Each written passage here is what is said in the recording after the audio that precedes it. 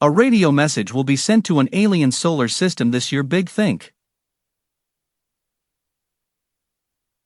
METI International, a California organization set up in 2016 to pursue what's sometimes called active SETI, has announced it will send a radio message from the world's first commercial deep space network, located in Goonhilly, England, to the TRAPPIST-1 exoplanet system later this year. Located 39 light-years from Earth, the TRAPPIST-1 system was chosen because its central star may host several habitable planets. So there's a chance, albeit a slim one, that this transmission could be humanity's first contact with an alien civilization. While that would be an amazing feat to pull off, a nagging question remains. Is it wise to send out such a message? Many scientists, including the late Stephen Hawking, answered with an emphatic no. They suggest that we stay in listen-only mode, lest we invite trouble. Readers of Lou Sixon's science fiction trilogy The Three-Body Problem will understand. While the aliens alerted to our presence wouldn't necessarily have to be as vicious as those in the movie Independence Day, potential conflicts could easily arise from misunderstandings.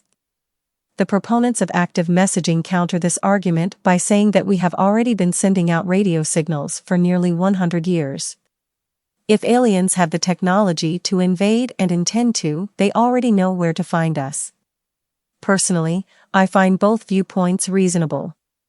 However, since Earth is currently our only lifeboat in the interstellar ocean, I think it is prudent to err on the side of caution. It is disconcerting that there are no rules in place regarding who can transmit messages that could lead to our first contact with an alien civilization. One would think the United Nations might have something to say about it, but as things stand, anyone with a large enough transmitter can send whatever he or she wants into space. Alien text messages. The plan by METI International raises another big question. If we agree in principle that it's okay to send a transmission, what should the message be? For a project it calls Stihia Beyond, the group and its partners are designing a message to explain humanity's environmental crisis in terms of universal chemical principles, which will be beamed into space along with selected pieces of music on October 4th of this year.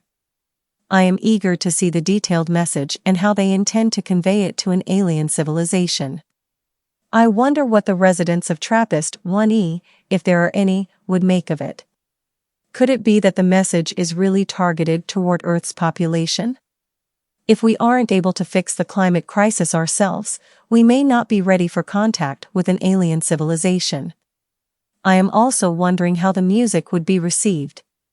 Alien reactions may range from annoyance to pleasure, or they may try desperately to decode a deeper meaning from it. Of course, this is not the first group to design an interstellar message, the most famous of which was the golden record attached to the Voyager spacecraft. Nearly 50 years ago, in 1974, a message beamed from the Arecibo radio telescope in Puerto Rico was the very first attempt to send out a transmission meant to be understood by aliens. So far there's been no reply.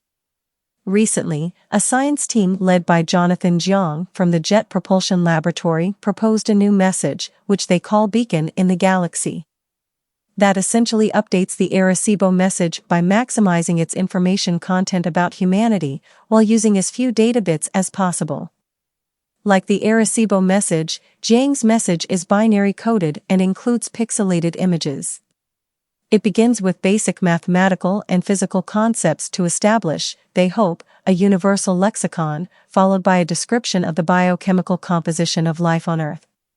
The aliens are given a way to determine our location. A time-stamped position of our solar system in the Milky Way relative to certain easy-to-identify globular clusters. The message also includes digitized depictions of the solar system and Earth's surface, as well as digitized images of a female and a male human. It ends with an invitation to any receiving intelligent species to respond. Will they get the message? While the METI team will send their message to a star that is relatively close to Earth, Jiang and his colleagues propose targeting a star cluster thousands of light-years away, near the center of our galaxy. This seems nonsensical to me. The message would take many thousands of years to reach an extraterrestrial civilization, and by the time it arrived, the signal would surely be degraded to radio noise. Understanding an alien culture's message is hard enough. This degradation might make it impossible. Even METI's transmission to the TRAPPIST-1 system might have a lot of static by the time it arrives 39 years later. That might be a comfort to those worried about the perils of interstellar messaging, however. Time and the incredible distances between the stars are on your side.